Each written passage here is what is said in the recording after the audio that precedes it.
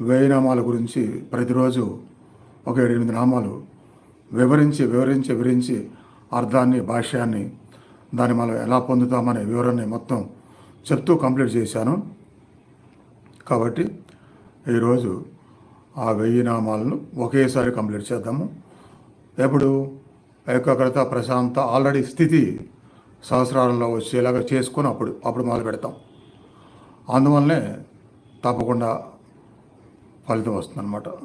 నేను ఎంతమంది చెప్పాను, ఎలాంటి సాధనాన్ని చెప్పి మీకు చేయిస్తాను, దాన్ని పొందడానికి కావాల్సిన సంపూర్ణ సాధన ఆ రోజు జరుగుతుంది.